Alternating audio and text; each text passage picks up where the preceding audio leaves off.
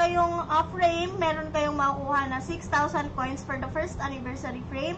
Second anniversary frame, 2,000 coins. Third anniversary frame, 500 coins. Fourth anniversary frame po natin is 200 coins. And for the fifth is 100 coins.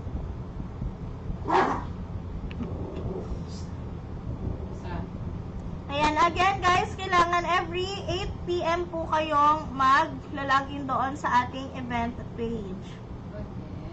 Tapos, yung reward dun guys, once per day nyo siyang pwedeng i-claim.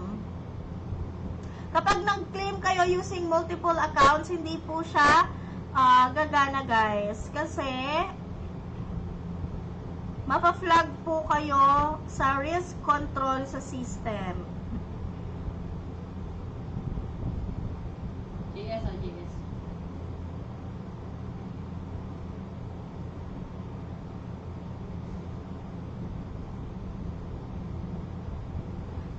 Okay, eto na yung inaantay nyo. Yung ating sa ating frame guys, pwede nyo siyang makuha through gift gallery ng ating 5th anniversary, okay? So, dito po, kapag na-complete na natin yung mga challenges dito, yung rewards po ay ma-receive nyo automatically sa inyong backpack. Okay, ito po, i-explain po natin. Okay, so sa challenge 1 natin, yung mga users na makakapag-light up ng dalawang gift sa gift gallery, makakuha sila ng 30 days na 5th anniversary party background. Kapag may nag-light up pala sa inyo, hindi kayo magla-light up. Basta dun sa gift gallery nyo, kapag na-light up na dun yung dalawa, makakuha na kayo ng 30 days na 5th anniversary background. Kapag naman, 4 yung na-light up, ang makukuha nyo naman po is 5th anniversary event static avatar frame for 30 days. Okay? Again, 30 days para doon sa ating static avatar frame. Tapos, ang kailangan nyo doon is 4 na light up sa gift gallery. Okay, and aside from the static avatar frame, we have dynamic. And yung dynamic, guys, yung gumagalaw na frame. Okay? So, users can get 5th anniversary dynamic avatar frame for 30 days. Kapag na-light up na po yung 6 na gifts doon sa inyong gift gallery. Okay, nasagot ko na ba yung tanong nyo, mga be? And syempre, dun sa ating challenge 4, kapag na-light up na lahat ng gifts doon sa inyong gift gallery, syempre, makukuha nyo na yung full gallery badge. Yung badge natin for 30 days yun, guys, na full gallery. Purple yung design niya kasi 5th anniversary. Yung theme. Tapos, eto pa. Para sa female users, meron kayong exclusive event task, okay? During the event period, July 1 to July 15, yung female users po na merong live duration na 6 hours, 1 hour per day po yung counted, ay pwedeng mag-upgrade ng 5th anniversary party background and avatar frame to permanent. Okay, permanent guys. Pwede nyo ma-upgrade to permanent yan. Basta makapag 6 hours kayo sa loob ng Sheldon. Sinasabi ko na nga yung sagot sa tanong mo eh.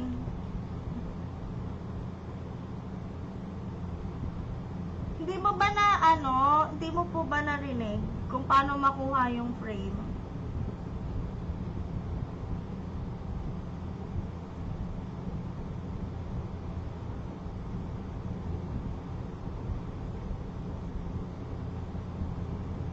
Talaga yung una. Ano pa? Ito ka banding. Sana. Nagets ba guys? Ayan, uulitin ko po. 30 days lang yung makukuha nyo doon sa light up. Okay? 30 days lang yung makukuha nyo doon sa light up. Pero kapag kayo po ay nakapag 6 hours live from July 1 to July 15, 1 hour per day yung counted, ma-upgrade po yun to permanent. Ma-upgrade siya to permanent, guys.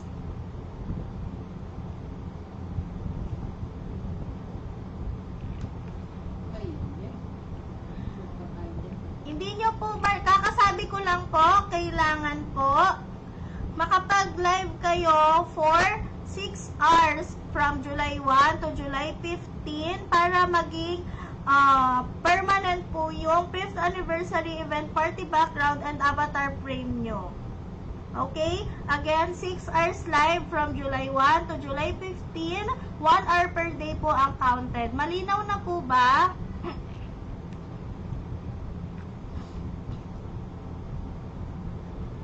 Pang-upgrade yun guys. Exclusive ano lang siya. Exclusive event task. Okay?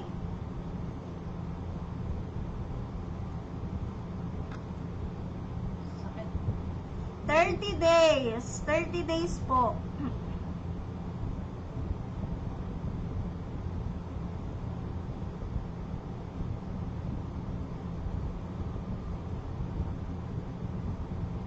Yes, magiging permanent. Thank you, Bella. Yes po, tama po yung sinabi niya. Magiging permanent po yun kapag nag-live po kayo ng 1 hour live daily from July 1 to July 15. Ano yun guys? 1 hour per day po yun. Tapos, 6 hours po yung kailangan. So, kahit 6 days ka lang mag-live, okay na yun. Hindi mo kailangan mag-live every day.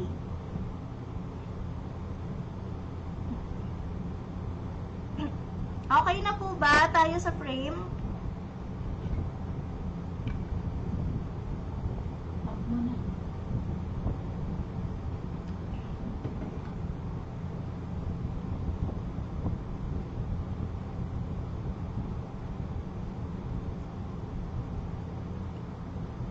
Okay po, Ate Emily. Okay. Ayan.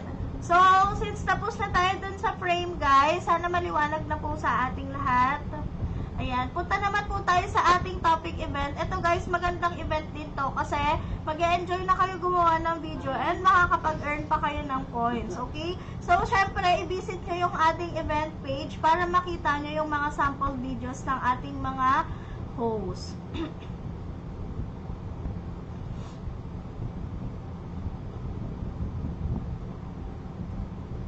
Ate, CEO founder, ano po siya? Hanggang 15 pa po siya. Hanggang 15 pa.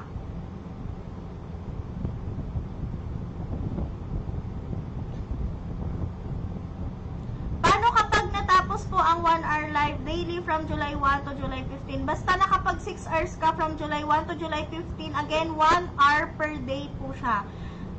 Sakit oh. Tapos, na-light up mo yung nasa gift gallery mo, for example. Ang kailangan para sa ating avatar frame is maka-light up ng 4 para dun sa static avatar. Kapag na-light up nyo po yung 4, tapos nakapag 6 hours pa kayo, magiging permanent na po siya. Nagets po ba?